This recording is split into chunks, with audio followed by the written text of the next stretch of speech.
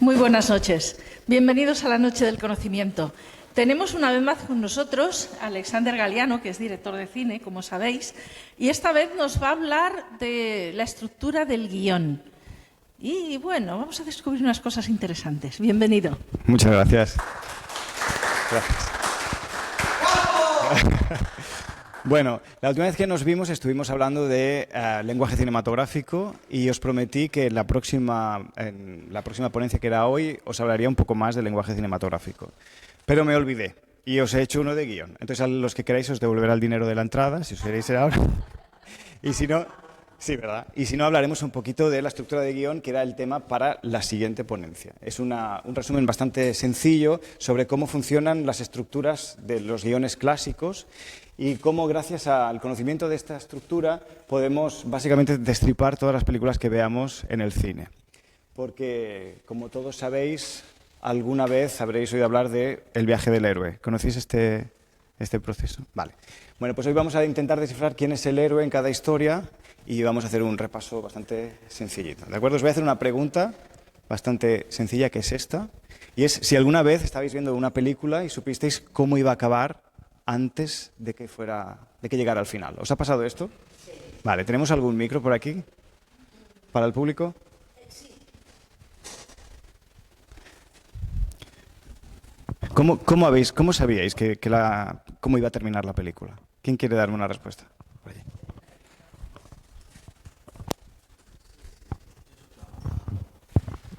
Bueno, porque a veces las estructuras son predecibles y cuando pasa algo ya sabes que cuando pasa algo así va a pasar eso otro después, etcétera, etcétera.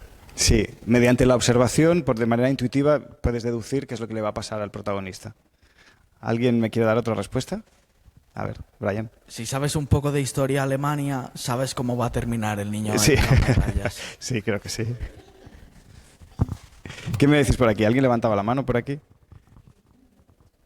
¿Sí? ¿No? Sí, aquí tenemos una otra. Perdón. Yo estoy pensando en lo más simple. Chico conoce chica y acaban casándose. Casi siempre, ¿no? Bueno. Efectivamente. Esto sucede, la mayoría de las veces podemos descubrir qué es lo que le va a pasar al protagonista de nuestra historia, porque estamos hablando generalmente de un tipo de película muy concreto que se llama guión de tipo arquitrama. ¿Habéis oído hablar alguna vez del arquitrama? Vale. En cine existen tres tipos de guiones, básicamente, con los cuales podemos resumir toda la historia del cine en estos tres tipos de estructura de guión. Sucede que esas historias que todo el mundo considera que son las más fáciles y lo que se considera cine comercial entra dentro de esta categoría, que es lo que se considera arquitrama. Pero hay otras dos. ¿Dónde hemos ido? Un momento. Sí, hay otras dos. La minitrama, que es lo que se considera el cine bueno, ¿no? Los entendidos en cine que van a cines pequeños que no tienen aire acondicionado, es la minitrama, y antitrama son aquellas películas que son cine prácticamente experimental. Entonces, voy a empezar por la arquitrama, y este es el motivo por el cual podemos adivinar casi siempre qué es lo que le va a pasar a nuestro protagonista. Lo que sucede es que la arquitrama es una estructura que funciona en tres actos, igual que todas las historias, y es un tipo de historia que se lleva contando desde la Ilíada y la Odisea. Siempre sucede lo mismo, siguiendo una estructura muy básica, que nos lleva desde un héroe que está en un mundo ordinario, se enfrenta a un peligro que le obliga a salir de su mundo ordinario y hacer una travesía hasta finalmente llegar a un segundo punto de giro en el que puede regresar a casa con el elixir y el aprendizaje hecho. Entonces, estas películas tienen estas características que son muy, muy fáciles, porque tenemos siempre un protagonista activo, siempre hay un objetivo que es muy claro, los obstáculos siempre van en crecimiento y tienen un tiempo y espacio unificados. Hay una causalidad fuerte y un final siempre cerrado. Para esto os voy a poner un ejemplo aquí, que es, como podéis imaginar, el Mago de Oz. Si os fijáis, el Mago de Oz tiene un protagonista activo, que es Dorothy, que se encuentra con un objetivo muy claro, que es volver a su casa. Ya está. Es un objetivo claro y sencillo. Ella ha llegado al mundo de Oz y necesita regresar a su casa. Tiene unos obstáculos muy, muy fáciles, ¿no? Pues son criaturas mágicas, los árboles que le lanzan manzanas, los monos, la bruja del oeste. Hay un tiempo y un espacio que está unificado siempre, pues Kansas, como el mundo real, y además que está en blanco y negro. y esto es de lenguaje cinematográfico, y Oz como el mundo mágico al que se enfrenta Dorothy. Y hay una causalidad fuerte, porque Dorothy mata a la bruja del este y la bruja del oeste pues quiere vengarse. Ya está. Es una estructura muy sencilla y tiene un final cerrado, que responde a una pregunta que siempre se nos lanza al principio de la película cuando el protagonista cruza el primer umbral y se enfrenta al segundo acto, que es, ¿logrará Dorothy volver a su casa? Pues la respuesta es fácil, sí, volvió. La minitrama, sin embargo, son películas que tienen pues, un protagonista menos activo, que el objetivo interno es interno o difuso. Generalmente se trata de historias en las que hay un objetivo emocional. El cine de Pedro Almodóvar, por ejemplo, gira mucho alrededor de esta idea. ¿Tenéis en mente Mujeres al borde de un ataque de nervios? Con Carmen Maura. Bueno, el objetivo de la protagonista simplemente es encontrarse con su exmarido y devolverle una maleta para decirle que ya no quiere estar más con él. Pero es un objetivo bastante sencillo. No hay una fuerza del mal que la esté obligando a enfrentarse a peligros. Simplemente tiene un objetivo emocional y ya. Tiene narrativas episódicas, una causalidad muy débil y un final abierto, reflexivo, que no sabemos bien qué es lo que quería exactamente este personaje. ¿Lo encontramos mucho? ¿Habéis visto Lost in Translation alguna vez? De Sofía Coppola. Vale, esto refleja muy bien este tipo de cine, ¿no? Pues tiene protagonistas que son poco activos, pues que están... ¿Lo tenéis en mente? ¿Lo habéis visto alguna vez? ¿Sí? Vale. Pues estos protagonistas, tanto Charlotte como Bob, ¿qué es lo que quieren? ¿Alguien podría responderme? ¿Alguien que haya visto la película? ¿Cuál es su objetivo? Tener un objetivo, exactamente, tener un objetivo sería una buena respuesta. Son personajes que están deambulando por Japón, no sabemos exactamente qué buscan, ni por qué están allí. ¿Por qué Charlotte ha ido a Japón? ¿Porque se siente sola? ¿Para acompañar a su novio? ¿Por qué establece una relación con Bob? No sabemos. Se lo encuentra de manera casual, hay muchas imágenes, muchas escenas son muy contemplativas, ella mirando por la ventana, las escenas del karaoke, pero en realidad simplemente estamos observando, como si pudiéramos ver a través de un agujerito, la vida de unas personas, pero no sigue una estructura clásica de guión. Y después tiene un final abierto, ¿no? Pues, ¿qué pasa con estos personajes? ¿Se gustan? ¿Son amigos? ¿Tienen una relación paterno-filial? ¿Van a volver a verse o no? No sabemos. Entonces, por eso esto es lo que se considera una mini-trama. Y es lo que se considera generalmente el cine de autor. El cine de Xavier Dolan, por ejemplo, el cine de Pedro Almodóvar, como hemos nombrado. También gran parte de la filmografía de Woody Allen también gira alrededor de este tipo de estructura de guión. Y muchas veces sigue unos pasos que se crean a partir de elipsis. Hay veces que el primer acto no está y no sabemos por qué. O a veces termina en el segundo acto y no nos dan una resolución. Y finalmente está la antitrama, que es prácticamente cine experimental o que está muy cercano al videoarte, como por ejemplo pues Un perro andaluz. ¿Habéis visto Un perro andaluz de Buñuel? Es una película, una de las películas más importantes del cine español de 1929.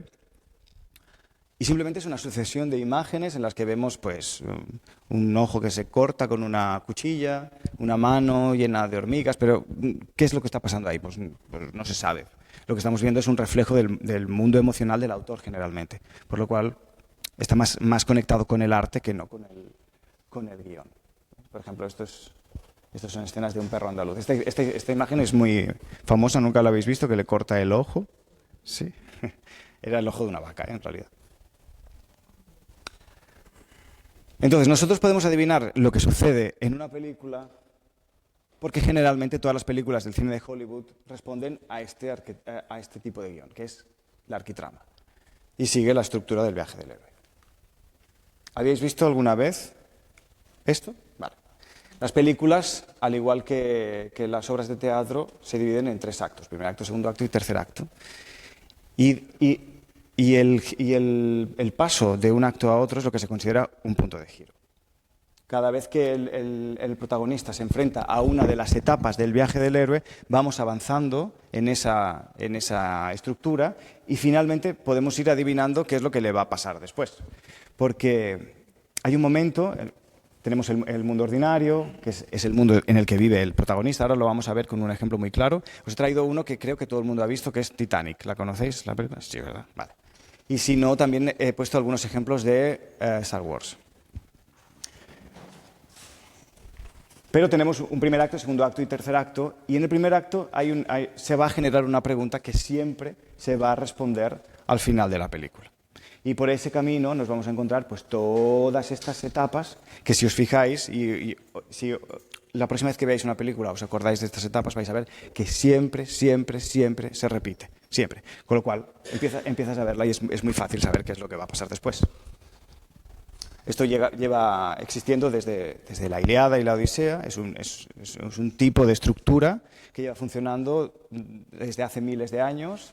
El Cantar del Mio Cid, la Chanson de Roland, que es el equivalente francés del Cid, o el Quijote. Vale. Bueno, vamos a hablar de Titanic y aquí vamos a ver este ejemplo. Bueno, esto es una pregunta que os lanzo. ¿Quién es el protagonista de Titanic? El barco. Sí, es el que gana, sí. ¿Tú dirías que Jack? Vale, ¿tenemos un micro? Me gustaría primero que me lo argumentara Brian.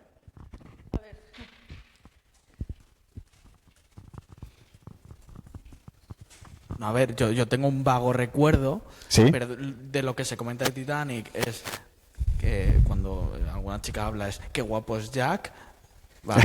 Entonces ya te dice que igual es prota y que creo o sea, aunque la historia la cuente ella, sí que creo es el personaje se presenta como igual más que protagonista, como el objetivo de hay que aprender de él.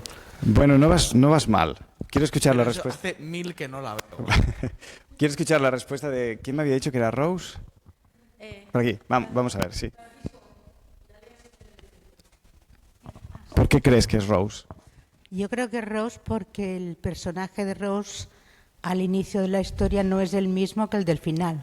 Ok. Exactamente, algo le ha pasado, mientras que Jack es el mismo. Cuando muere sigue siendo el mismo personaje. Exactamente. Sí. No le dio tiempo. Pero hay un arco de personaje yo por en eso Rose. lo elijo como protagonista. ¿Sí? A ver. Y para enfocarlo, le dejan a ella como vieja con sus 2 nietos, así ya enfocan en ella. Y al final es su muerte. Es el Sí, final. exactamente. Pero es que Jack no llega viejo, entonces no pueden enfocarlo como viejo. Bueno, es importante saber que todos los personajes de cualquier película, todos son los protagonistas de su propia historia, pero en todas las películas hay un protagonista principal. Y en este caso, pues ¿quién será? Pues evidentemente es Rose. Y ahora que sabemos esto, es ella quien hace este arco de personaje. Es ella la que está en un mundo ordinario en el que vive y la que hace una travesía hasta llegar al retorno con el elixir. ¿Cuál es el elixir de Rose? ¿Cuál creéis que es? La libertad. Exactamente. Eso es lo que ella ha aprendido. ¿Y quién se lo ha enseñado? Jack. Entonces, ¿quién podría ser Jack? ¿Qué figura podría estar jugando en esta película? Ajá. Es Gandalf. Muy bien, exactamente. ¿Y qué es Gandalf? Un mentor. Es un mentor. Jack es el mentor. Brian está todo contento porque lo ha adivinado. Bueno, dentro de todas las películas existen estos arquetipos y siempre también los vamos a ver repetidos. Entonces es fácil identificarlos cuando empezamos a ver una película. Vamos a ver que hay un héroe, hay un mentor, hay una sombra, que es la figura opuesta. Esto lo vamos a ver aquí. Aquí, por ejemplo, el héroe. El héroe es el protagonista, es aquel que cambia, que evoluciona, que se libera. Pues en este caso Rose es ella la que, estando en un mundo ordinario al que no quería pertenecer, hace un viaje interno gracias a la figura del mentor, que es quien la instruye y la guía para llegar a una nueva versión de sí misma. Y siempre el mentor es una figura que siempre desaparece en algún momento o muere, cuando este protagonista ya no lo necesita más. Exacto, como Obi-Wan Kenobi, por ejemplo. Y después hay otras figuras, como evidentemente la sombra, que es esa fuerza del mal o el antagonista, que esto en las películas de minitrama casi nunca lo encontramos, porque generalmente en las películas de minitrama la sombra suele ser el propio protagonista, porque es un protagonista pasivo que lo que se está enfrentando es a sí mismo. No hay una fuerza del mal externa que le esté obligando a movilizarse. Las cosas las escenas no se suceden por las decisiones del protagonista, sino por los acontecimientos que le llegan. Es un héroe pasivo. Sin embargo, en la arquitrama siempre es el protagonista el que de manera activa toma decisiones y se enfrenta a las fuerzas del mal. En este caso, en la película de Titanic, ¿quién sería la sombra? El iceberg. También. El iceberg. Bueno, pues el iceberg es un arquetipo. A ver si adivináis qué arquetipo podría ser. Después están los aliados, que son aquellos que ayudan al protagonista, ¿no? que le ayudan en su viaje. Y después está el heraldo, que es aquel que anuncia un cambio irreversible, ¿no? Aquello que va a pasar. Y aquí es donde a lo mejor... Bueno, vamos a ver. Exactamente. Exactamente. Aquí tenemos a alguien que quiere participar. No, una pregunta con lo del heraldo. Sí. ¿Eso sería una profecía? ¿Perdón? ¿Sería una profecía el heraldo? No siempre, pero sí puede ser. Siempre es una figura o unas figuras, que pueden ser personas o acontecimientos, que vienen a avisar de un cambio irreversible, que va a cambiar el curso de la historia. A veces en las películas de catástrofes, por ejemplo, pues es el huracán. O en este caso es el iceberg, que lo que va a hacer es que ellos se tengan que enfrentar a una contrarreloj para salvar su amor. Finalmente están los guardianes del umbral, que son aquellos personajes que ponen obstáculos en la historia para evitar que el héroe llegue hasta su objetivo. Y después está la figura cambiante, que es aquella que siempre oscila entre protector y opresor. Por ejemplo, en Star Wars, ¿quién creéis que podría estar cumpliendo este? ¿Obi-Wan se llama? ¿Obi-Wan? No. Es que yo no sé. Obi-Wan Kenobi es un mentor y Yoda es un mentor del mentor. La figura cambiante en Star Wars es Han Solo, que no sabemos si es bueno, es malo, si le está ayudando, si va por su propio beneficio. Y después siempre tenemos un bufón. En estas películas siempre hay un bufón, que a veces es muy odiado por el público. Por ejemplo, Jar Jar Binks. Exactamente. Jar Jar Binks, pero también en Star Wars la primera película pues sería Chewbacca, por ejemplo, o C-3PO. R2-D2 también. C-3PO. R2-D2. Sí. En este caso, como estábamos hablando, pues en Titanic el héroe es Rose, que es ella quien va a hacer este viaje. Y el mentor es Jack, que es quien va a ayudarla a salir del mundo al que pertenecía para llegar al mundo al que quiere llegar. La sombra es Cal, que es el prometido. Los aliados, pues Molly Brown, el diseñador del barco. El heraldo es el iceberg, que llega y dice, se acabó lo que se daba, la fiesta. Y los guardianes del umbral, pues la madre, el policía, que es el mayordomo de Cal. Y también las clases sociales son guardianes del umbral, porque impiden a Rose estar con la persona de la que se está enamorando, que es Jack. Y la figura cambiante es la madre, que no sabemos si quiere protegerla a Rose o realmente quiere obtener su propio beneficio. Finalmente el bufón, en este caso también Jack juega este papel dentro de la película, porque la hace reír, la lleva a la fiesta. Y Molly, que es la señora esta que cuenta chistes en la mesa. En Star Wars pues tenemos a Luke Skywalker como héroe, el mentor es Obi-Wan Kenobi, bueno, lo que hemos comentado, ¿no? Las mismas cosas. ¿Y cuáles son las etapas del viaje? Bueno, volvemos a tener esto. Vale. Lo primero que vemos en una película es el mundo ordinario del él o la protagonista. Y en este caso, pues Rose vive atrapada, pues eso, en una jaula dorada. Ella es una niña rica que lo tiene todo y sin embargo no es feliz, hasta el punto de que intenta quitarse la vida. Ese es el mundo al que ella pertenece. Y en un momento determinado recibe la llamada de la aventura, que es una etapa muy importante en el viaje del héroe. La llamada de la aventura es cuando el protagonista se ve tentado a salir de ese mundo para ir en busca de algo mejor. En este caso es cuando Jack intenta conquistar su amor y llevarla con él. Y siempre nos encontramos con el rechazo de esta llamada. En este caso, Rose, ¿recordáis esa escena en la que él quiere llevarla, ella le lleva al gimnasio y le dice: yo amo a Cal y voy a estar con él y no quiero estar contigo? Esto siempre nos lo vamos a encontrar en todas las películas. Y después está el encuentro con el mentor, que en este caso, esta etapa y esta pueden estar primero una y después otra, pero es el encuentro con Jack cuando ella va a suicidarse. Y después está el cruce del primer umbral, que es cuando por fin Rose decide que se la va a jugar y se va a ir a tercera clase con él. Entonces, ¿cuál es la pregunta que nos lanza esta película sobre el protagonista? ¿Qué diríais? ¿Qué pregunta va a respondernos al final de la película? A ver, repite. ¿Me atreveré a ser libre? Exactamente, esa es una de las preguntas. ¿Me atreveré a ser libre? ¿Qué más preguntas podría responder? Si nos vamos a lo más básico, ¿qué es lo que está haciendo Rose cuando se encuentra con Jack? ¿Conocerse a sí misma? Sí, pero físicamente, ¿qué es lo que está haciendo ella la primera vez que lo ve? Enamorarse de ella. Sí, pero ¿tenéis en mente la escena?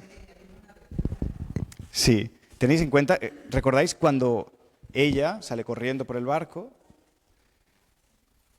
y está a punto de tirarse y él la rescata? Es ahí donde él la conoce. Entonces, ¿cuál podría ser la pregunta? La pregunta es muy simple. ¿Sobrevivirá Rose? Y es exactamente la respuesta que se responde al final. Es muy sencillo. Es tan sencillo que ni siquiera lo hemos pensado. Porque es una estructura súper simple. ¿Sobrevivirá Rose? La respuesta es sí. Y lo vemos en las últimas escenas cuando ella se baja de la madera y toca el pito y vienen a rescatarla. Con lo cual... claro, exactamente. Exactamente.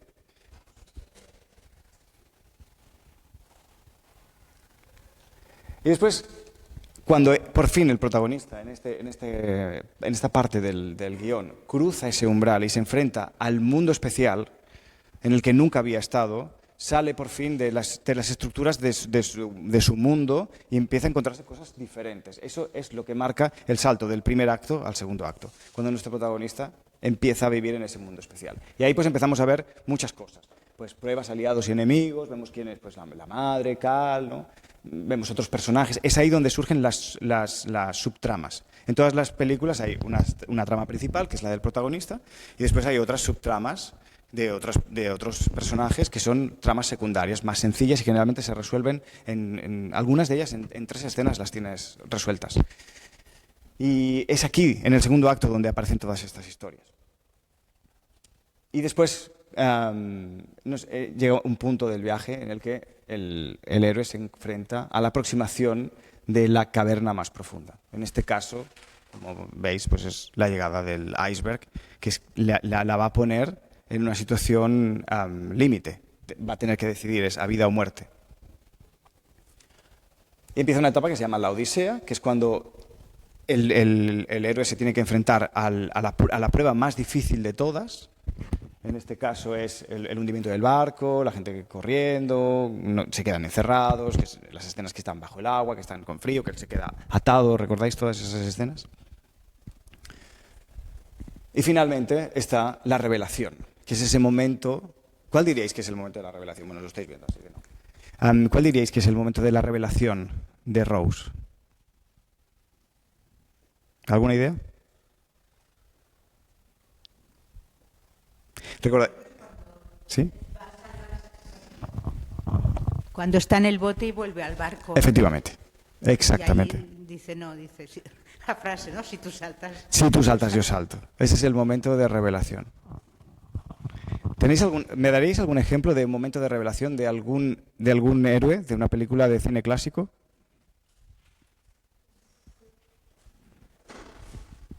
A ver.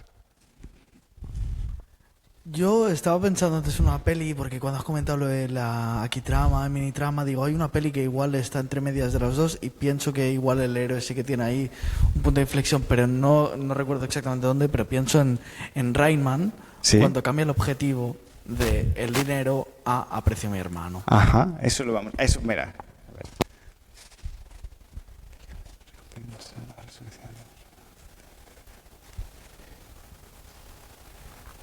Pues sí, efectivamente. Bueno, ahora no lo encuentro, pero sí. Explícanos cómo es esa escena, por favor. A ver, no recuerdo mucho, porque estaba bastante divagando,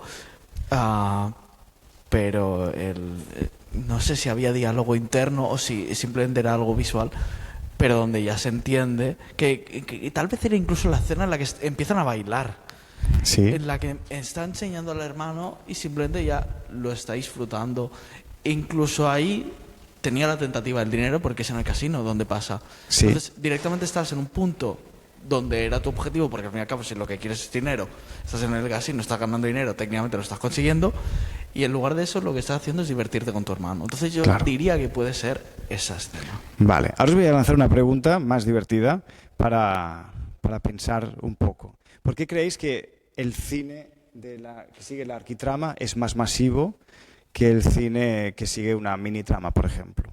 ¿Qué es lo que lleva al público a verlo masivamente y las otras películas no? Aparte de la publicidad, que ya sabemos que se invierte mucho dinero en publicidad. Confianza, Ok, a ver, explícame. pues sabes a lo que vas. No te vas a encontrar con nada que a lo mejor no sabes interpretar y te deja como un tonto con la persona con la que has ido al cine. Exactamente. Eso. Nada que te asuste. A ver.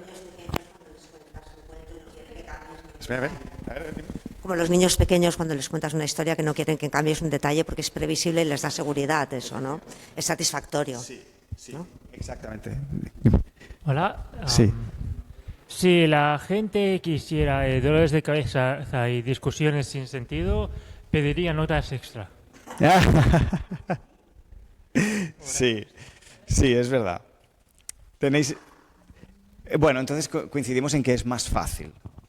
¿Y qué más motivos podrían haber para eso? A ver, Virtudes, ¿tú dices algo? Yo todo el tiempo he estado pensando en una pregunta. Sí, dime. Entiendo que todos somos protagonistas de nuestra propia película de Sí. vida y a mí estas cosas me han pasado. Claro. Entiendo que no todas, Sí. porque a lo mejor hay, pero he tenido en la vida pues el ¿Te has mentor, chocado con un iceberg? el Pues iceberg, casi. Sí, también. Y me pregunto, si nosotros nos enfrentamos al iceberg, entre comillas, o a algo muy chungo, ¿seríamos capaces de evolucionar o necesitamos ese reto, esa dureza para tomar una decisión? Efectivamente. Yo pienso, bueno, esto ya es una opinión personal, pero yo pienso que sí.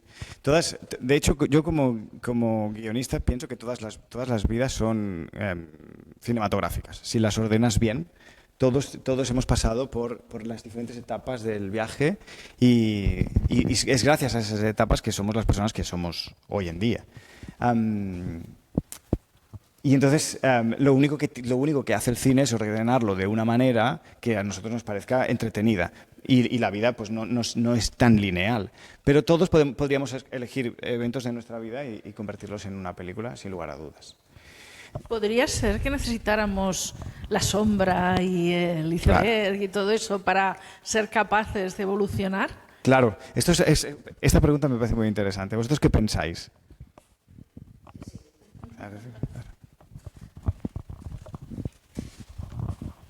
Bueno, una trama que es un objetivo, hay que coger el elixir, hay que matar al diablo o algo, Sí. es fácil como un partido de fútbol para seguir. Y estas 2 horas mirando. Sí. Pero si vas a una película con Monóculo de Jacques Tati en que no pasa nada, Efectivamente. es muy divertido, pero no puedes estar viviendo la película porque no pasa nada. Efectivamente, efectivamente. La mayoría, esto responde a la pregunta que había lanzado al principio, la mayoría de las películas que siguen la minitrama, y ya por no nombrar antitrama, que eso generalmente es muy aburrido porque no entendemos bien qué está pasando, a menos que el autor nos dé una explicación, porque es muy críptico generalmente y un poco, a veces es leído como un ejercicio pedante por parte del cineasta, pero bueno, él se está expresando con sus emociones y ya.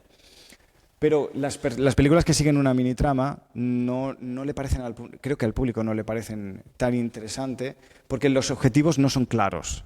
Entonces no les cuesta mucho más identificarse con el objetivo del personaje. Si al personaje le pasa algo claro, es decir, a Luke han matado a sus tíos y tiene que ir a enfrentarse contra Darth Vader, vale, todos entendemos, eso es fácil de entender, ya sabemos lo que tiene que hacer. Pero si el objetivo es encontrarse a sí mismo, pues bueno, la mayoría de las personas le cuesta mucho conectar con este tipo de historias. ¿Cuál era la pregunta que habías lanzado tú, Virtudes? Bueno, más que preguntar si esto reflejaba la vida. Sí, claro, yo pienso que sí. Porque, y si necesitamos superar el iceberg, o cómo era la sombra. La sombra, bueno, si necesitamos superar algo oscuro para evolucionar. Y para...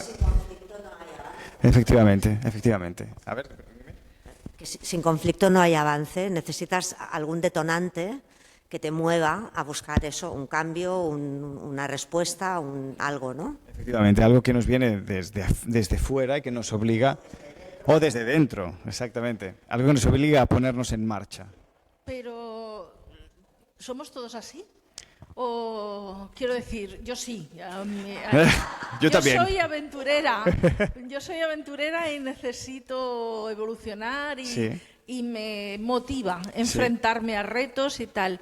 Pero veo gente que tiene una vida más o menos lineal y que parece feliz así, de esa manera, ¿no? A lo mejor por eso le gusta ver a otros cómo les pasa lo que a ellos no les pasa. A lo mejor. Bueno, a mí también me gusta, ¿eh? Sí, a mí también. Pero quiero decir, a lo mejor se ven reflejados por eso. Hay personas que son un héroe pasivo en su vida de alguna manera y que sus vidas no son la respuesta a sus decisiones, sino como una hoja llevada por el viento, las cosas le van pasando simplemente y las acepta sin más. Y otras personas, como me imagino que es tu caso y la de muchos que estamos aquí, pues tomamos acción frente a lo que nos está pasando y nos enfrentamos. Luego otra pregunta que tengo, que si no es el momento, ya me contestarás más tarde. Vale. ¿Por qué nos encanta tanto el malo? ¿Por qué te encanta tanto el malo a ti? A mí antes no. Mi hijo cuando era pequeño, yo lo llevaba a ver una película y siempre le encantaba el malo. Su personaje favorito era siempre el malo. ¿Sí? Y yo decía, ¿pero por qué? ¿Será porque es chico, porque es brutote? Yo qué sé. Pues no, al final me lo contagió y a mí también me gusta el malo. Claro, a mí también. Vale, vamos a convertir este debate en un debate de mensa. ¿Por qué nos gusta tanto el malo? ¿Será que todos tenemos un malo dentro? Yo creo que el malo es más interesante, porque el bueno es un poco gris, ¿no? Okay. El malo tiene conflictos, normalmente, y claro, si es muy, muy malo, también es un poco, no evoluciona y no mola. Pero si evoluciona, pues está bien. Bueno, el bueno normalmente ya tiene su camino marcado. Ya sabes todo lo que tiene que hacer, cómo tiene que hacerlo e incluso lo que no puede hacer. En cambio, el malo tiene libertad total. Puede hacer lo que quiera e incluso puede sorprender. Claro, y eso nos da un poco... De hecho, los malos más interesantes son los que son capaces de sorprender. Claro. Vale, ¿qué?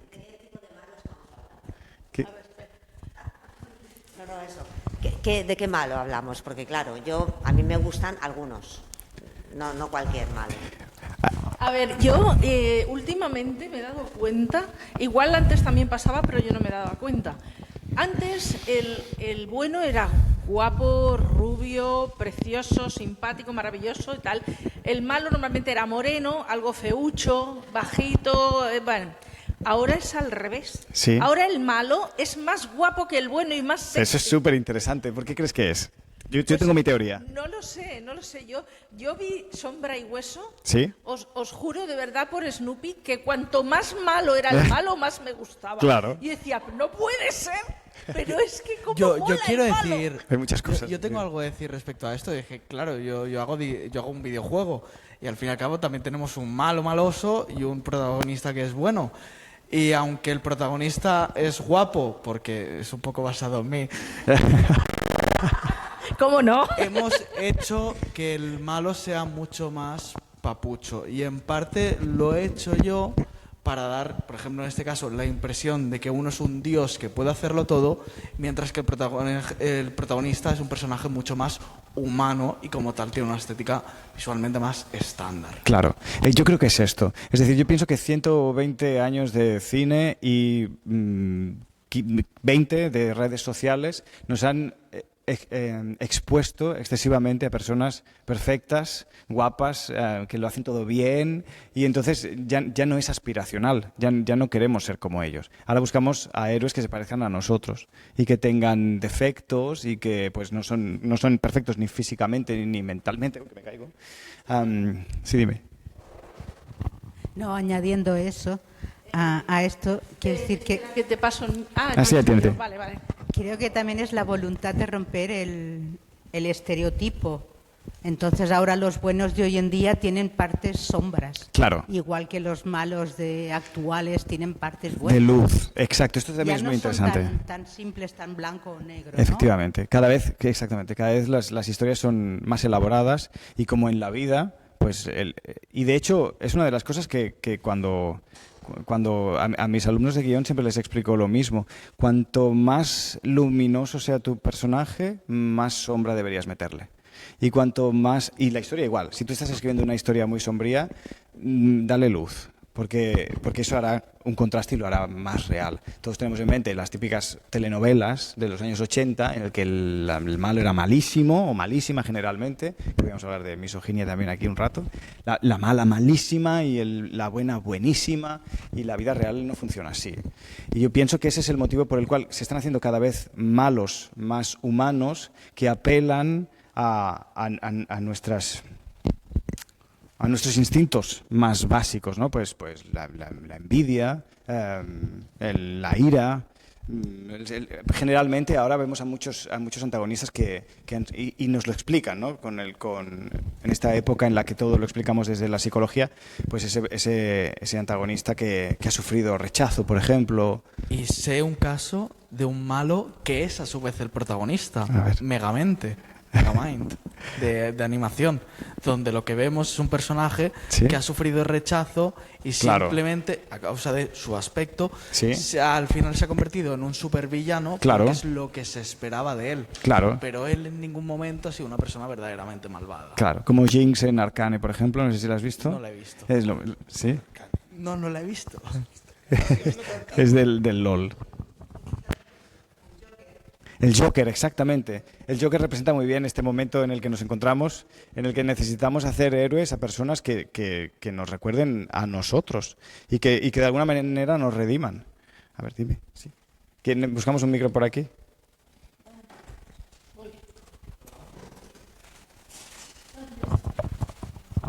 Una pregunta, se m'ha acudit ara. Sí, dígame. A ver, esto de que el malo no sea tan malo, buscando la razón de dónde viene esa maldad, quizás Sí. es que no acabamos de entender la maldad por sí. Necesitamos Justificarla. explicar de dónde viene, Sí. alguna explicación, porque el hecho de ser malo por sí ya Claro. ha quedado en el cristianismo de la Edad Media. Habrá que definir qué es la maldad. Eso también es importante. Yo me he preguntado mucho esto y me imagino que vosotros también. ¿Qué es para vosotros la maldad? Bueno, yo creo que ahora hay una figura más chunga. Por lo menos a mí me gustan las series policíacas, es el psicópata. Este no cae bien a nadie. No, claro. Porque es malo sin necesidad, sin objetivo. Claro. Es malo porque carece de empatía. Exacto, simplemente. una ausencia de emociones. Entonces este malo no mola. No. No mola nada. ¿A la gente le gusta eso? Como ¿Qué Dexter. dices? Espera, por aquí, por allá. O sea, yo, por ejemplo, no la he visto, pero en la serie Gotham, el personaje que más gusta es el equivalente al Joker, y creo que es lo más cercano a un psicópata que es malo por el hecho de ser malo. Creo que hay una serie que se llama Dexter, que es una Sí, exacto. serie o algo Eso así. nombra. No sé si empecé a verla, pero realmente es psicópata o... Sí, se supone que es psicópata, que tiene una Y lo que psicopatía. hace es ayudar a resolver crímenes, entiendo. Yo no la he visto, pero he visto solo una parte, pero lo que sucede es que él tiene una ausencia de empatía y puede matar sin ningún tipo de remordimiento, y en un momento determinado su padre le dice, si ya que tienes esta característica, por lo menos utilízala para hacer el bien y utilízala contra personas que son malas. Entonces, bueno, de esto va la serie. Él va vengando, de alguna manera, a... Ya le sacamos utilidad a todo. A todo, Hay claro. Bueno, es que ver, hay el cine ver. tiene un límite. Pero desde bueno, luego. yo no le encuentro emoción a este tipo de maldad. Sí, Porque entiendo que si no es malo por un motivo, claro. ¿qué gracia tiene? Yo creo que otra de las características motivadoras del malo es su extremo poder, normalmente. Son Claro. personas extremadamente poderosas en cualquier ámbito. En ámbito que los demás integrantes de la ficción que se representa valoran. Claro. Sea lo que sea magia, sea dinero, sea lo que sea. Sí. Eh, En mi opinión, observando el cine, porque el cine es un reflejo de la vida. De hecho, muchas veces se dice, y es cierto, que la vida, la realidad supera la ficción. Y es verdad. Yo he visto acontecimientos, o he vivido acontecimientos, que pienso, esto no lo voy a escribir porque la gente va a decir que es mentira. Esto no se lo va a creer nadie de cómo lo hemos vivido. Y en mi opinión, pienso que el público al final es la gente, y habría que ver por qué se sienten tan identificados con el malo. ¿Será que hay más gente mala que buena? ¿Qué es la maldad? Yo he llegado a la conclusión de que la maldad en realidad es la ausencia de bondad, en realidad, que es el estado más natural y primitivo. Porque mi perro, por ejemplo, si tiene comida no piensa en darme, se la quiere comer él y ya. Actúa desde el egoísmo. Pero yo puedo construir una bondad dentro de mí. Entonces, creo que se necesita una elaboración para que haya bondad. Y pienso que por eso todos nos podemos sentir identificados con ese malo, porque la maldad al final es actuar con egoísmo, y la bondad supongo que es actuar con altruismo. No sé si estáis de acuerdo con esto. Bueno, se supone que el hecho del altruismo, claro, esto sería otra charla distinta, sí. que el hecho del altruismo ayudó a los humanos a vivir en sociedad y sobrevivir en las épocas primitivas. Claro. ¿no? Digamos que el altruismo es útil. Claro. Pero yo creo que la admiración al malo o al poderoso viene de que la gente valora aquello en lo que es bueno o brillante o destaca ese personaje. Sí. En ese caso, si son magos, pues es que es un mago más poderoso. Si son dineros, es un tío con más pasta. Sí. Si es militar, lo que sea, pues es el héroe más fuerte, ¿no? Sí. Yo creo que igual todos querríamos ser él o ella o la mujer Virtudes. maravillosa. O atrevernos a ser, ¿no? Pregunta de biología. Si el altruismo es útil porque te supone un beneficio para ti, ¿es altruismo verdadero? ¿Acaso existe el altruismo? Bueno, yo sigo un canal que habla de altruismo egoísta. Tenemos otra pregunta. Yo creo. Ya se continuaremos acaba. otro día Ya si se no acaba, acabamos, sí. ¿no? Yo creo que no es suficiente el altruismo versus egoísmo.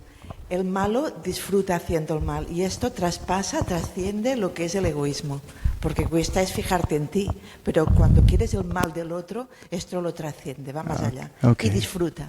Sí, eso es muy interesante. Bueno, se habla mucho de la triada del mal. ¿Habéis oído hablar de eso alguna vez? La triada del mal.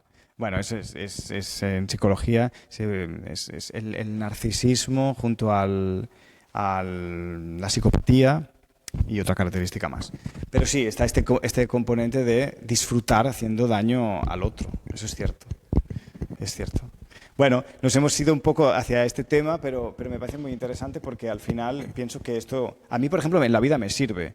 No sé si, yo por mi generación he visto muchas películas de Disney y cuando tengo una cita acostumbro a preguntar quién es su villano o villana favorito y eso te da mucha información de la persona que tienes delante, a ver quién le gusta. ¿Habéis visto la película de Rapunzel, Enredados? Sí. ¿Esa te gusta esa película? Vale, pues Enredados, la película de Rapunzel, la del pelo largo. Sí, vale, pues es la villana de esta película, que es la madrastra, es una villana muy mala, porque es una villana utilizadora, está secuestrando a Rapunzel con engaños, haciéndole creer que la quiere y que la está cuidando, cuando en realidad lo que está intentando es obtener un beneficio para ella misma, que esto es de primerito de narcisismo. Entonces, si alguien te dice en una cita, mi personaje favorito es este, mi malo es este, es como, vale, ¿sabes? No es lo mismo, chao, claro, no es lo mismo que te guste, qué sé yo, pues Hades en Hércules, ¿no? Que es un villano iracundo que está enfadado porque le han rechazado, pero esto creo que es más humano. Es más fácil de entender. Sí, un día deberíamos hablar de villanos. Y sí, y ya está. Bueno, pues simplemente es esto. Vamos a ver, porque ya ahora tengo que retomar donde me había quedado. A ver.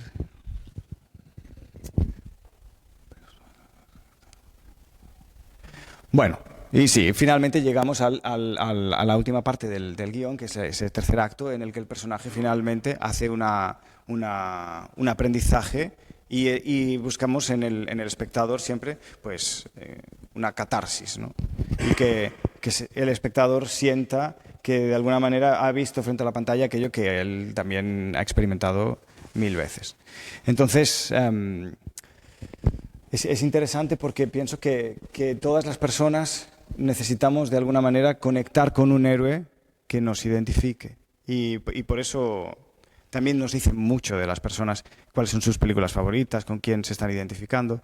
Me gustaría saber, si me queréis explicar alguno de vosotros, cuál es vuestra película favorita y por qué, quiénes son vuestros villanos favoritos y por qué. ¿Me querríais explicar?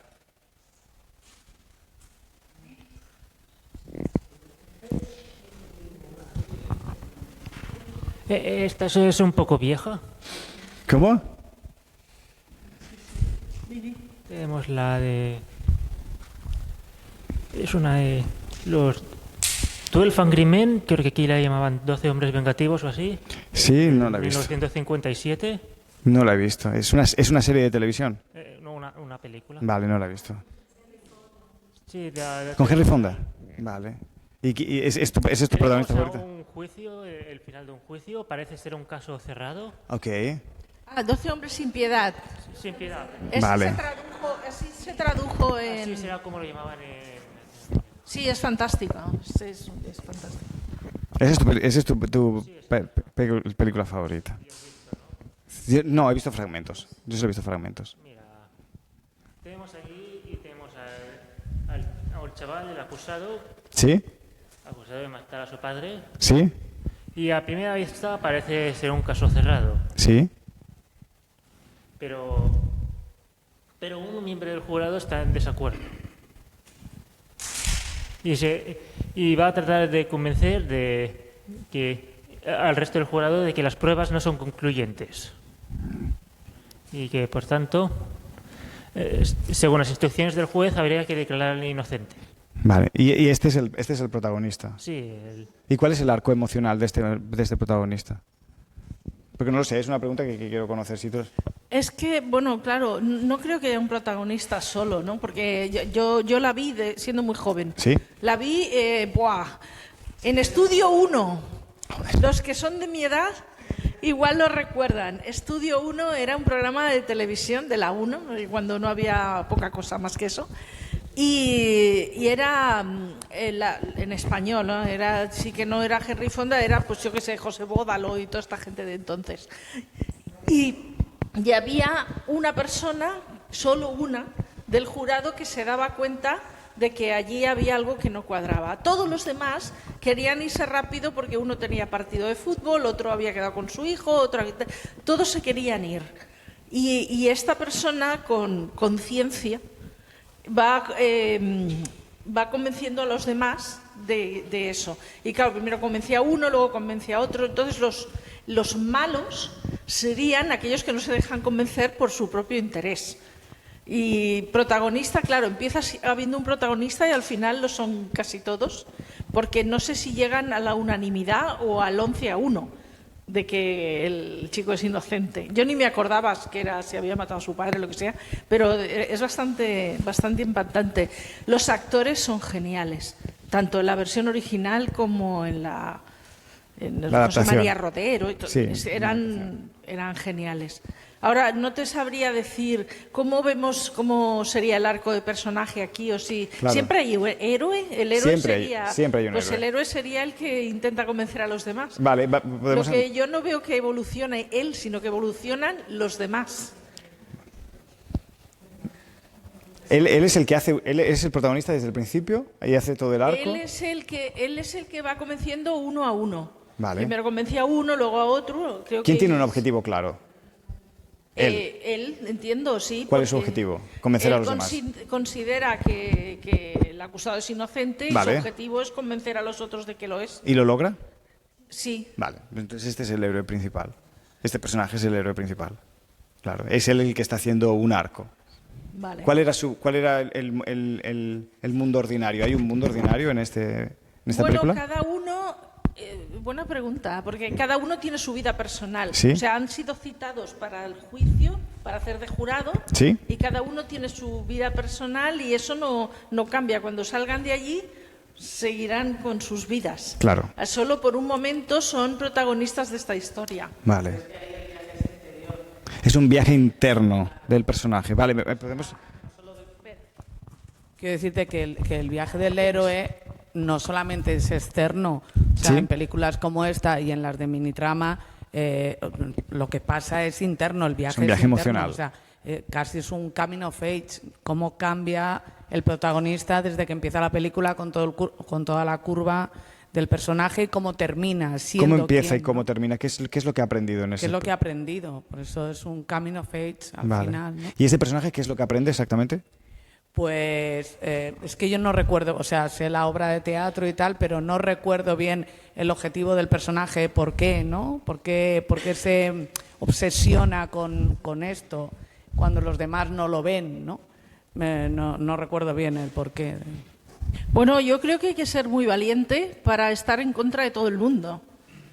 Y sí. hay uno de los sesgos de confirmación, estos de los que se habla ahora tanto, en el que si todo el mundo opina blanco, tú hagas opinando blanco también. Aquí tenemos un claro ejemplo de que hay personas que son capaces de decir no a todos. Por ejemplo. Yo debo decir, esto sorprendentemente lo conozco por un episodio de Padre de Familia. A ver. Es que lo parodian. Sí. Y pues, ¿por qué lleva la contraria Brian en este caso? En principio tal vez sea porque es un personaje dado a simplemente llevar la contraria. Pero yo creo que al final el impulso termina siendo la bondad, de darte cuenta de que algo está mal, es un error, que una mentira repetida muchas veces no se convierte en verdad. Claro. Y al fin y al cabo yo creo que eso es lo que lleva a enfrentarte para defender a un hombre que es inocente porque tú has aplicado la lógica, mientras los otros merluzos no. Claro. Y por cierto, gracias por enseñarme que Titanic es como catequesis porque el mentor quiere acostarse con la persona a la que enseña. Esto vais a censurarlo luego. Pero sí, ahora, un segundo. Esto que estás diciendo es muy importante porque creo que tendemos a utilizar un lenguaje que no es el adecuado cuando estamos hablando en términos cinematográficos, porque el malo no es muy preciso. Lo que tenemos que hablar es del antagonista, porque el protagonista puede ser malísimo. Y aquel que le está impidiendo conseguir su objetivo puede ser una persona buena, pero no deja de ser el antagonista. Entonces, el malo, bueno, por ejemplo, Brian es que es muy malo, es un niño, pero en realidad... Stewie es muy malo el niño. Sin embargo, es uno de los protagonistas. ¿Qué ves? Perdón, sí. Yo creo que ya se me ha olvidado. No, era sobre la película. Sí, lo del protagonista de la de 12 hombres sin piedad. Yo creo que sí que es verdad que a lo mejor él no quiere dar la razón porque como se siente mejor siendo diferente al resto, pero durante todo lo que discuten se van dando cuenta todos juntos de que no cuadra la historia. Vale. Entonces van como descubriéndolo juntos. O sea, primero con uno, luego con otro, y entonces no sé. Es un poco, me entiendo que es una película más coral, ¿sí? ¿Es más coral? Sí, Vale. sí, sí. Vale. Pero es un poco también como La Casa de Papel, Sí. que los malos son los protagonistas. Claro, exactamente. Y los que no les dejan cumplir su objetivo son la policía. Claro, exactamente. Los protagonistas son los atracadores y hacen que el espectador se siente identificado con el atracador. Efectivamente. Cuando el espectador tiene el dinero metido en ese banco. Claro, sí, sí. Esto para mí son los protagonistas más interesantes para mí. O aquellos que están en conflicto, como Blanche Dubois, por ejemplo. Tenéis en mente a Blanche Dubois en Un tranvía llamado Deseo. Para mí son los protagonistas más interesantes porque no están actuando desde la bondad, pero todos nos identificamos con ellos de alguna manera. Y creo que están pensados especialmente para esto. Bueno, pues esto es lo que os quería contar sobre estructura de guión. El próximo día que nos veamos, prometo traeros seguir con el lenguaje cinematográfico, que nos quedamos a medias. Es igual, siempre será interesante. Siempre es Estaremos interesante. preparados para lo que traigas. Sí, pero sí, lo que sería interesante es poder hacer ambas cosas a la vez. Porque gracias al lenguaje cinematográfico muchas veces todo esto se explica de una manera que no es tan evidente, y eso es lo que hace el cine más interesante de todo. A veces explicamos quién es quién a partir de un encuadre, de una multiescala, por ejemplo, de un tipo de color en concreto, el lenguaje del color que estuvimos hablando el otro día, ¿os acordáis? Tal vez el próximo día os haga una mezcla de ambas cosas y describamos qué tal. Sí. ¿Sí? Esto me quita la espontaneidad. Sí. Este esquema, claro, se aplica si hablamos de géneros. ¿Sí? Es género dramático, entiendo. No a todo.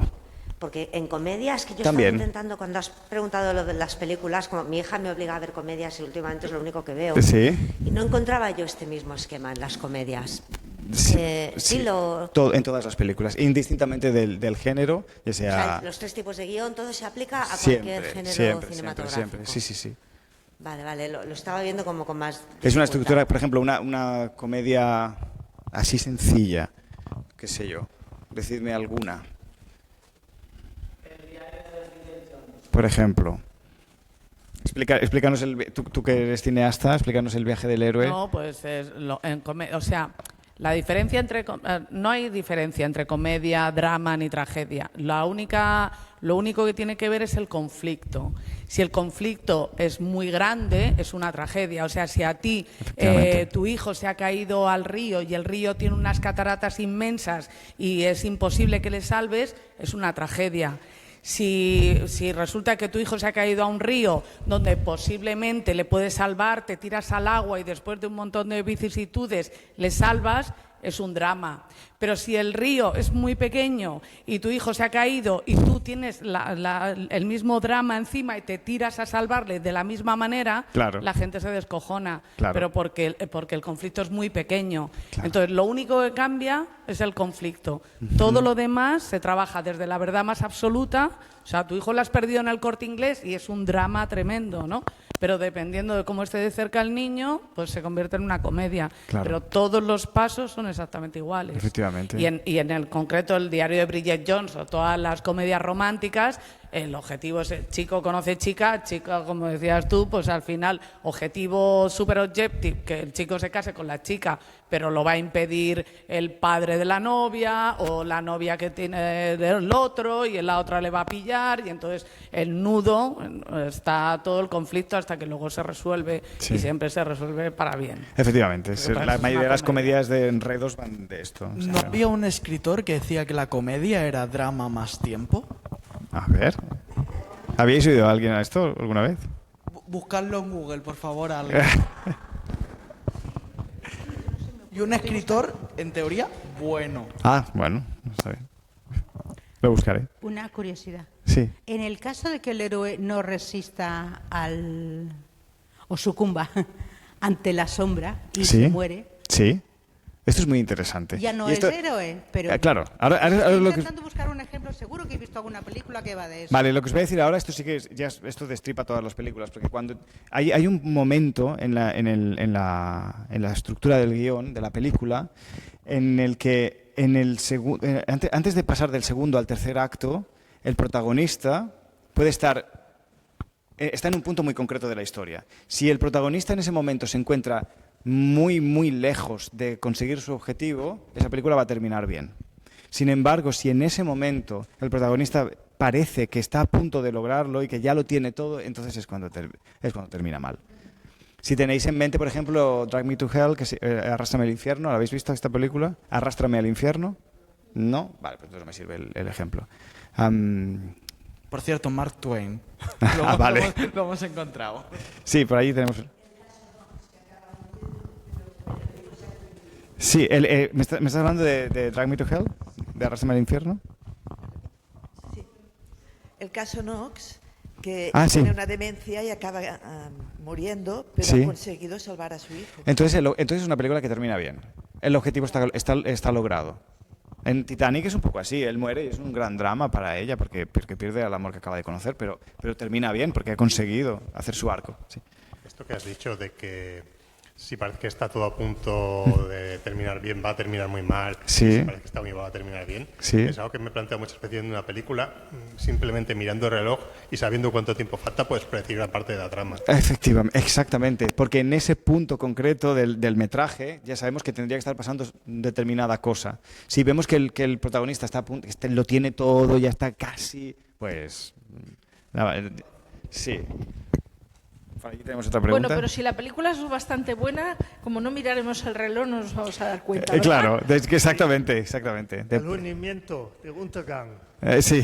Los últimos días en Berlín, cuando todo estaba perdido. Sí. La chica que sobrevive no es el héroe, solo es una contadora de la historia. Sí. Es un personaje secundario.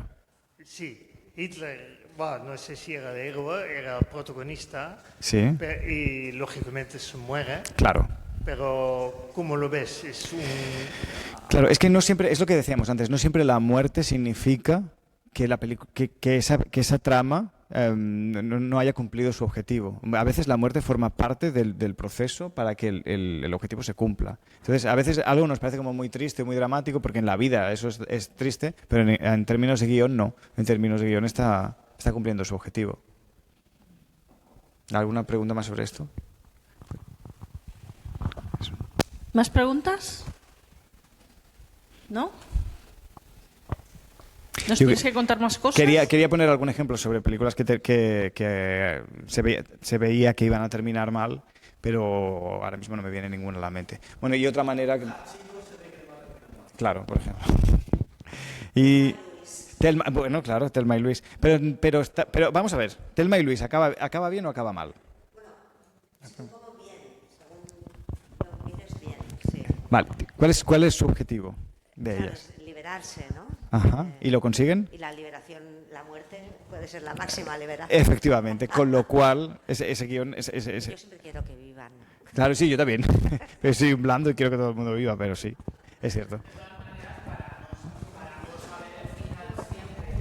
Y no conocer ni tener tan clara la estructura, pues es que hay que ver mucho más cine de autor. Claro, exactamente. De autora. Exactamente. Porque entonces efectivamente te lanzan una serie de premisas que no esperas y tampoco sabes cómo van a acabar. Claro. Y te mantienen en vilo todo el rato. Eso es lo Y que lo a hace mí, interesante. Lo que me parece más interesante es que la gente piense. Efectivamente. Y justamente, ¿por qué es mayoritario el cine comercial y tal? Pues porque la gente no quiere pensar. Eso es lo que yo estaba esperando que alguien dijera, porque es Claro.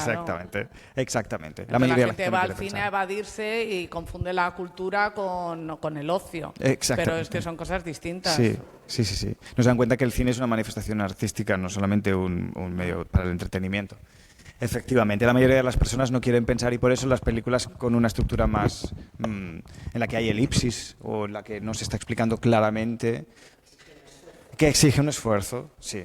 Y si ves películas muy simples como las que te está haciendo los live action de Disney, por ejemplo, pues es tan fácil saber quién es quién, qué es lo que va a pasar, que para mí personalmente no es nada estimulante, pero parece que al público sí le gusta mucho.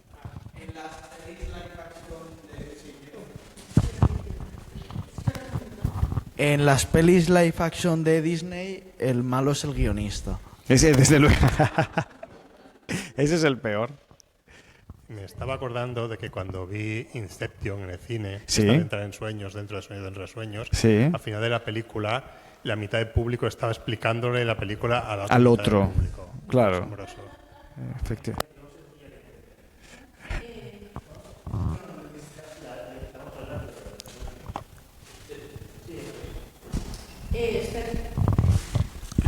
Sí. Estoy pensando en la figura de el perdedor, El que que- muchas veces también es el protagonista. Hay Much- muchas películas donde el protagonista es la figura del perdedor. Bueno, Que todo lo ha perdido. ¿Sería un héroe este o no? es que yo pienso que todos los héroes tienen que perder algo por el camino para llegar al elixir. Y hay una gran pérdida siempre, una gran renuncia. En este caso, por volver al ejemplo del que estamos hablando todo el rato, Rose pierde el amor que acaba de conocer, un amor que la marca para el resto de su vida, para alcanzar su propia libertad, que es lo que ella no tenía, porque ese era su objetivo. Entonces sí, la pérdida forma parte del cine como reflejo de la vida, yo pienso. De alguna forma estaba pensando en el personaje, el perdedor de Charlotte. ¿Sí? ¿Sabes?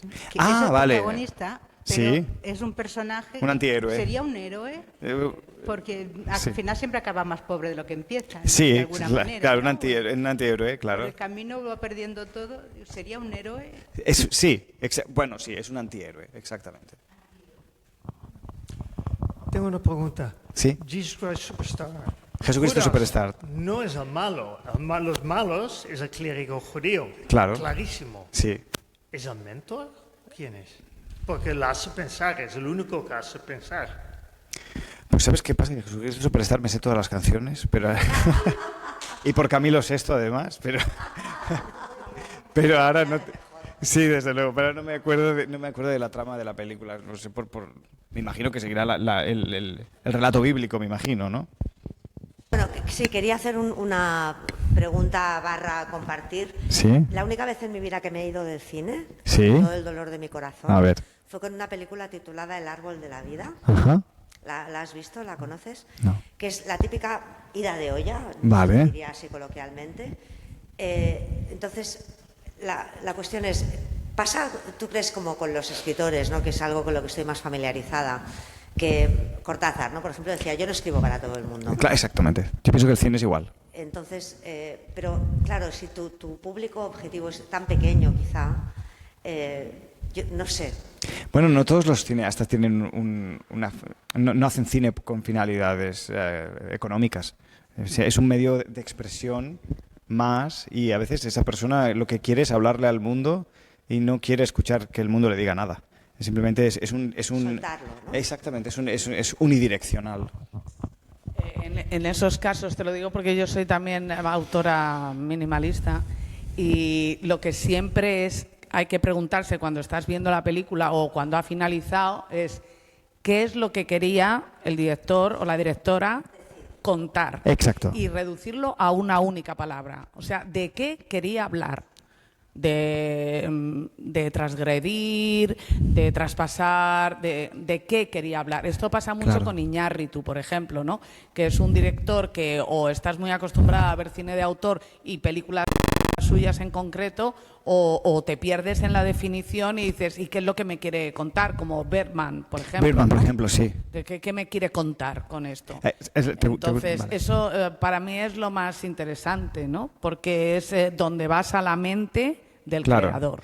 Entonces, esta película que acabas de nombrar, que me gusta mucho nombrarla, pero casi nunca nadie la ha visto, no sé por qué, porque funciona bastante bien. ¿Podrías decirme tú si piensas, cómo es el final de esta película? O sea, porque Birdman, de Iñárritu, lo que quiere contar es cómo pasar a los libros de historia, o sea, cómo traspasar el tiempo y el espacio. Por eso el tema como salir volando por la ventana, y Claro. todo es cómo no morir, o sea, cómo Efectivamente. Cómo muriendo trascender. puedes traspasar Sí. pues a la vida, a los libros de historia. Es que este ejemplo yo lo pongo mucho, no cuando hablo de guión, sino cuando hablo de lenguaje cinematográfico, porque en esta película en concreto funciona muy bien. La mayoría de las personas no sabe si él finalmente se suicida o no, porque la hija mira hacia el cielo, se ha muerto o no se ha muerto. ¿Tú tienes una teoría al respecto? Sí, es que es todo más un viaje interior. Es que no es lo físico lo que se ve, claro, sino que él es un actor que lo que quiere es pasar a la historia. Claro. Y de qué manera hacerlo, ¿no? Entonces es como una manera de volar, o sea, sí, traspasar la muerte, la vejez, o sea, todo eso, ¿no? La decadencia. Efectivamente. Yo pienso en esta película me gusta mucho como ejemplo porque todo el rato está hablando nos está mostrando un mundo real y después estamos viendo el mundo interior del protagonista. Y si nos fijamos, prestamos atención al lenguaje cinematográfico, todo el tiempo, cada vez que él que está voladísimo, suena una banda sonora concreta, que es una muy concreta. Entonces es cuando él se ve cómo está volando por encima de los coches y todo eso. Y después aterriza, pero evidentemente eso está en su cabeza. Entonces si nos fijamos en la escena final, que está puesta ahí para que el espectador piense, ay, pero ¿se ha tirado o no se ha tirado? Está sonando esta música, con lo cual esa escena no forma parte de la realidad. Metáfora. Es una metáfora. Si en realidad es kafkiano. Exactamente. Es como la metamorfosis. Sí, exactamente. Muy o sea, es algo interior, algo incluso espiritual, ¿no? Sí.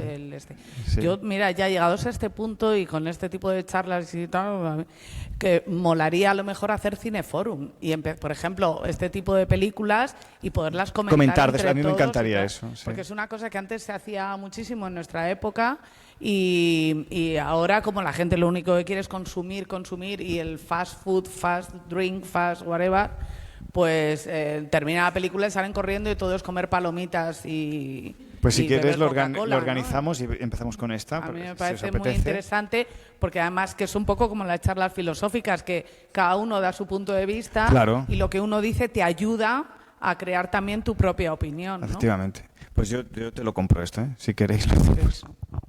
Si queréis Titanic no la veremos, ya te lo digo yo. Adjudicado. Aunque yo a veces me enfado bastante con estas películas de pensar, entre comillas. A ver. Sí, porque, a ver, tú ves una película con un protagonista, un arco de héroe, todo lo que quieras, y eso empieza, termina y tú sabes lo que ha pasado. Pero hay películas, sobre todo de los años 60 o yo qué sé. De la Nouvelle Vague, por ejemplo. Dios mío, yo no entiendo nada. Ves la película y dices, ¿esto qué es? Sí. Mira, te voy a poner dos ejemplos clarísimos. Sí.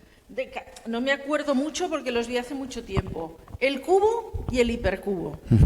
El cubo, una ida de olla, sí, una cosa horrorosa que no sabías por dónde pillarlos. Era muy chungo, tú veías que la gente se moría, pero no entendías muy bien por qué ni cómo estaba hecho. El hipercubo, versión 20 o 30 años después. Se entiende todo.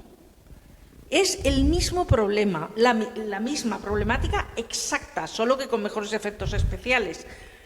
Pero te muestran la realidad que están intentando definir. Porque es más explicativa. Exacto. Porque tú sabes qué es lo que te están diciendo. Claro. Porque si te tienes que meter en la mente del autor, pues cada uno tiene su esquema mental y igual no lo consigues. Yo aquí tenemos una opinión que quiero escuchar. Voy. Esto es muy interesante lo que acabas de decir, te recojo ya algo ahí. Esta pregunta es para virtudes. Vale. Por lo que acabas de decir. Venga. ¿El hecho de no entender una película impide que te guste? Sí. Y al hilo de eso, ¿y un cuadro? Sí. ¿Y un poema?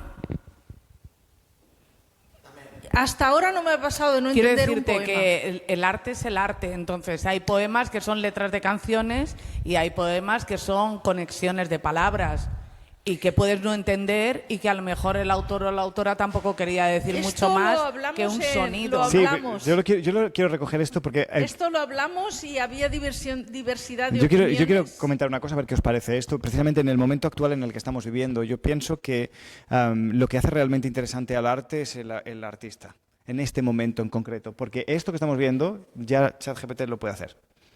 Esta película la puede hacer una inteligencia artificial porque es muy fácil, simplemente sigue una estructura. Pero el arte que apela a las emociones de un ser humano, eso no lo puede hacer ninguna máquina, puede simularlo, pero no es real. Entonces, a mí me resulta mucho más interesante ver las emociones del autor que hay detrás y ver una parte de su mundo interior hasta donde él nos deje ver. Ya, pero ¿cómo sabes si es que no nos lo ha dejado ver o es que no ha sabido expresarlo? A ver, hay una realidad fundamental.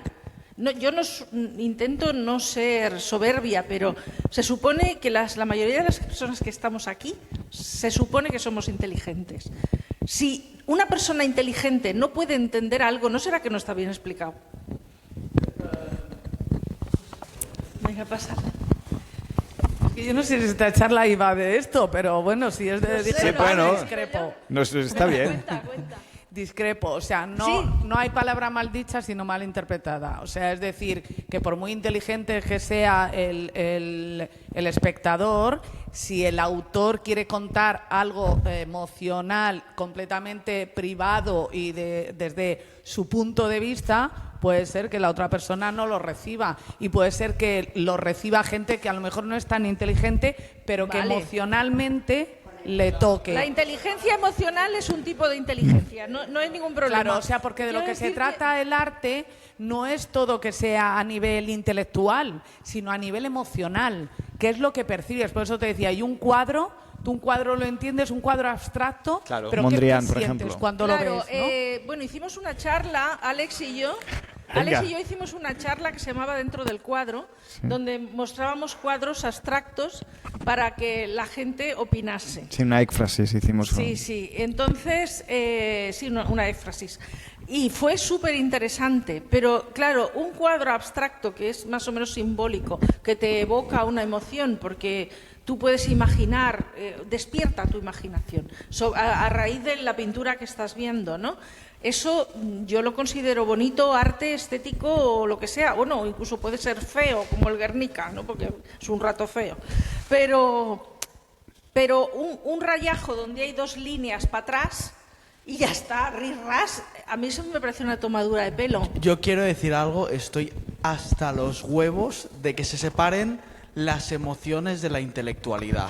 O sea, Coincido. aquí mucha gente habla de no, las emociones son el corazón, la inteligencia del cerebro. Las emociones pasan en el cerebro y todo está ligado y seguramente esté muy, muy ligado y hay una correlación directa entre las emociones, la sensibilidad, la creatividad y la inteligencia.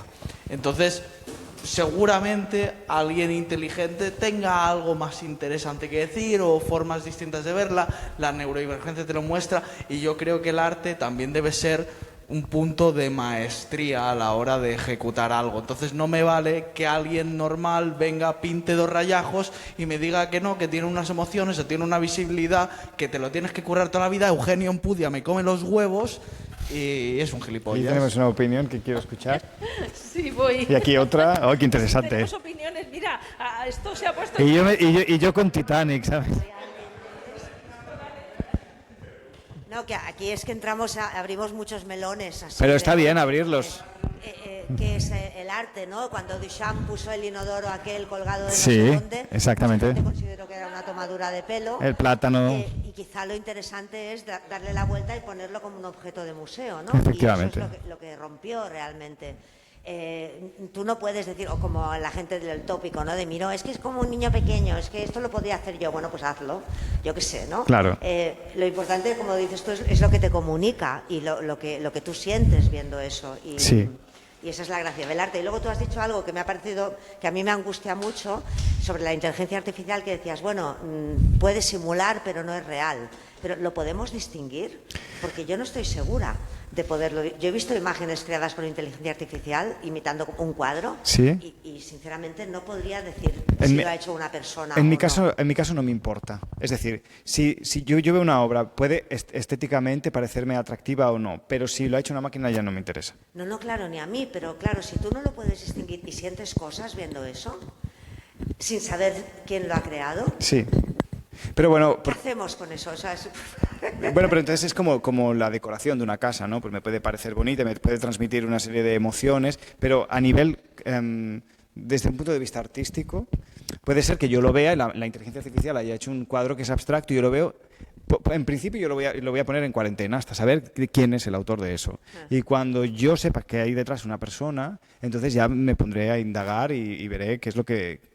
Haré una investigación como lo que estaba comentando nuestra compañera, a ver qué es lo que nos quería expresar y es ahí donde yo encuentro el interés. Vale, perdón, y solo un apunte respecto a esto, que me acuerdo de una anécdota. Tengo un amigo que es escultor y pintor, y a veces se moría de la risa con las reseñas que le habían hecho de su obra. Porque decía, hostia, en ningún momento estaba yo pensando Mi suegro, en todo esto, ni se me hubiera ocurrido hacer esta interpretación de lo que hice. O sea, él tenía otra cosa en la cabeza.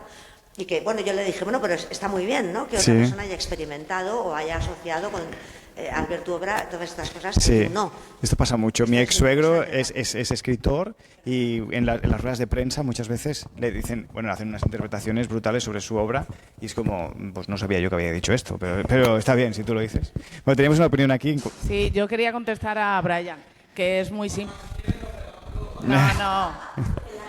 No, que es una frase muy simplista la de decir, hacen 2 rayas y me lo tengo que creer. Quiero decirte, nadie hace 2 rayas y nadie se lo tiene que creer. O sea, que para que el arte exista... Perdona, ¿cómo que no? Otra cosa es que tú no lo percibas... No, yo tengo muy claro blanco 1, blanco 2, blanco 3 de Joan Miró, lo entiendo, es un timo. Déjame expresarme un poquito en libertad. Yo creo que todo tiene que ver con la educación. A nosotros se nos educa desde pequeños a memorizar y a ser un contenedor de información. Pero no se nos enseña la parte emocional y muy poco la parte artística y muy poco la parte humana. De hecho, los más inteligentes son los que menos habilidades sociales tienen, porque eso nos enseña... ¿En base a qué estudio? ¿Qué? ¿En base a qué estudio dices eso? En base en general, o sea, dime en qué colegio enseñan la parte emocional y no enseñan, en qué sistema educativo hacen esto. Bueno, con esto lo que te quiero decir es que ahora con respecto a lo de la IA, que esto sí que ya es un nuevo melón que hay que abrir, como el contenedor de información lo tenemos en un dispositivo así de pequeño, el asunto ya no se trata en tener la información, sino qué es lo que haces con esa información, ¿no? Entonces, todo el sistema educativo tendrá que cambiar y tendrán que enseñar a la gente primero a pensar y luego también a la parte emocional, qué es lo que quieres expresar y cómo quieres expresarlo. Y evidentemente, tal y como está pasando ahora, puede ser que yo esté intentando expresar un sentimiento y tú no lo estés captando, pero probablemente haya otra persona igual de inteligente, más o menos, que sí que lo capte, ¿no? Y eso es el arte. O sea, para que el arte exista no tiene que haber nada más que una persona que pretenda ser otra y otra que se lo crea. Pero ¿en base a qué me dices que una persona menos inteligente ha conseguido desarrollarse hasta tal punto en el que 2 líneas tengan algún valor? Porque yo te lo digo, o sea, yo me considero una persona inteligente, que hace arte, escribo poesía, me dedico en el diseño de videojuegos, tal, y además tengo sinestesia. Entonces yo puedo pintar 2 líneas y puedo explicarle a alguien, y entiendo que el arte es, pues, también, no solamente si puedo presentarlo de forma estética, sino todo lo que hay detrás. Entonces, que me venga un normie que precisamente se beneficia de cómo se enseña en el colegio, que se enseña mal, y que me diga que su visión es diferente en base a que tiene padres con dinerito, me come los huevos. Bueno, yo si ya se hablan de temas concretos, de personas concretas que además no conozco, no puedo responder a esas preguntas. Yo lo que estoy respondiendo a qué es el arte y cómo lo percibe cada uno. Y por muy inteligente que seamos, yo no recibo el mismo arte de la misma manera que lo recibe el resto de la gente. A mí hay películas que me gustan, películas que no, cuadros que me gustan y cuadros que no. Y a lo mejor justamente lo que a mí no me gusta es lo que a otro le encanta, con independencia de su CI, ¿sabes? Y eso es el arte. Y sobre todo el arte es conectar emocionalmente. Entonces la gente, la gran mayoría de la gente y sobre todo los hombres, por el tema del heteropatriarcado, están castrados emocionalmente, pues es que es muy difícil que puedan conectar a veces con cosas emocionales que tú estás intentando introducir. O sea, tiene que pasar algo así como pasa ahora para poder abrir un poco una ranura y decir, intenta sacar el corazón y absorbe lo que te estoy diciendo. Todos somos diferentes y por ende nos gustan diferentes cosas. ¿Eso quiere decir que entonces todo es arte? Porque en base a eso entiendo que puedas ser tú capaz de definirme qué es el arte, mientras que yo igual... Pero es que creo que tú estás hablando en términos de valor de que tenga un valor o no, me imagino que económico o de crítica, ¿no? ¿Te estás refiriendo a eso? Y tú te estás refiriendo a un valor artístico sin más. Vale, por entenderlos. Pero ¿qué es eso? Quiero decir, que alguien como expresión coja ¿Sí? y haga un garabato en su libreta, ¿Sí? me puede parecer interesante su forma de aliviar tensión, por ejemplo. Sí. Pero igual no me parece interesante como arte, depende de quién sea. Claro, entiendo. Sí. Habíamos hecho esta desviación a partir de la pregunta, Sí. ¿puede una película ser interesante si no se entiende? Cogemos un director de película, Peter Greenaway. Sí. Las historias no son historias, son emociones. Claro. Sexo, violencia, extravagancia, Sí. colores, mucho rojo. Sí. Es que es emoción total. Sí, es un reflejo Pero de la si emoción. me preguntas de qué iba la peli, ni idea. Así, una película puede ser fantástico sin tener una historia que yo podría contar aquí. Bueno, yo pienso, si puedo dar mi opinión, yo pienso que el cine es una manifestación artística y el arte es un lenguaje entre una persona o unas personas y otras. Entonces, un poco como decía la compañera, yo como artista estoy hablando y hay un receptor que recibe eso. Puede que los demás no lo reciban, pero eso creo que no le da ningún valor ni positivo ni negativo. Después ya el mercado responde a otras muchas cosas que tienen que ver pues con tendencias, eso está bien, pero en esencia yo pienso que se trata de un lenguaje. Una comunicación. Yo cuando creo personalmente, porque es a lo que me dedico, a mí me da igual el espectador. Yo no trabajo para que el espectador me entienda, trabajo para mí. Y si tú me entiendes, bien. Y si me quieres juzgar, bien, también. No me importa. Porque yo estoy apelando a emociones, a vivencias, a situaciones, y a muchas personas pueden parecerle un bodrio. Pues está bien, estás en tu derecho de que te lo parezca. Pero yo soy muy defensor de que los cineastas se expresen, aun cuando nos parezcan cosas ridículas, porque nosotros no hemos vivido algo así o no nos toca o no nos llega por algún motivo. Me viene muy bien que nos hayamos desviado de esto, porque no sabía cómo acabar lo de Titanic. Y entonces ha sido muy bien. Pero bueno, el próximo día podemos seguir debatiendo sobre esto y el próximo, y me gustaría seguir con el tema del color y de la composición y meter muchos Sí, temas que hemos estado ha ahí. estado guay que se peleen un poco. Ah, sí, me ha encantado. De todos modos, esto ya seguiremos debatiendo o peleando. En cualquier caso, a mí me queda clara una cosa. Sí. Hay películas y cuadros que no están hechos para todo el mundo. No, claro. La mayoría, aunque tenga más que nada, yo al hablar de inteligencia hablaba un poco también de sensibilidad. No me refería al CI, sino también pues a cualquier tipo de inteligencia o de cultura, incluso que seas capaz de valorar una cosa u otra. Pero hay tanto cuadros como películas, obras de arte en general, que la mayoría de la gente pues no las entiende. La cuestión es, ¿eso está mal hecho y no es arte o es arte para unos pocos? Eso es difícil de saber. Bueno, yo como os comentaba las otras veces, que yo soy muy defensor de esta idea, el arte, o sea, que una cosa sea arte no significa que sea buena, simplemente es arte. Yo pienso que hay arte bueno, lo hemos dicho muchas veces, arte bueno, arte mediocre, arte mediano. O sea, yo creo que, por ejemplo, a veces lo veo, cuando yo trabajaba en la galería, venían muchos artistas a enseñarme su obra. La mayoría de ellos eran malos. Pero yo pienso que tenía delante un artista mediocre, pero un artista a fin de cuentas. Entonces, creo que el valor no lo da, o sea, es decir, el valor es diferente al hecho de si una cosa es arte o no, en mi opinión. Un momento.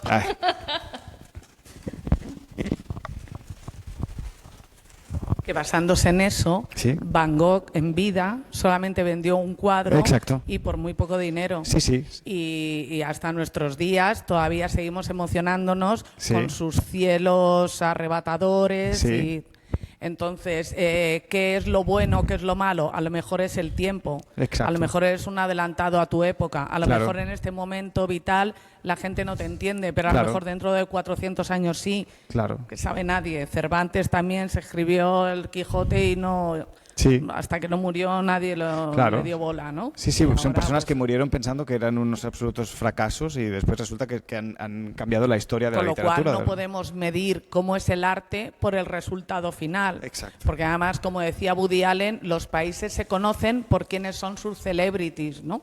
Entonces, si en este país nuestra celebrity es Belén Esteban, pues ¿qué tipo de cine esperamos que vea la gente que consuma? Sí, Scorsese no. Entonces, yo creo que no hay que ver el resultado, sino sencillamente intentar ver cosas diferentes que te hagan pensar y puedas comentar y que luego quizá lo que tú no has entendido lo entienda otra y te lo explique y evoluciones, que es de lo que se trata, ¿no? Sí. Porque la cultura, en definitiva, es para evolucionar como ser humano. Sí. Y es lo que quería decir Iñárritu, trascender. La trascendencia. ¿Qué es lo que buscan todos los Eso artistas? es lo que buscan todos. En Bergman era la trascendencia. Sí, permanecer, de alguna manera, quedar. Bueno, ¿tenéis alguna aportación más? ¿Alguna pregunta más? Ya casi 2 horas. Pues venga, ya vamos terminando. ¿Alguna cosa muy concreta? Pues muchas gracias. A Siempre vosotros. tan interesante. Gracias.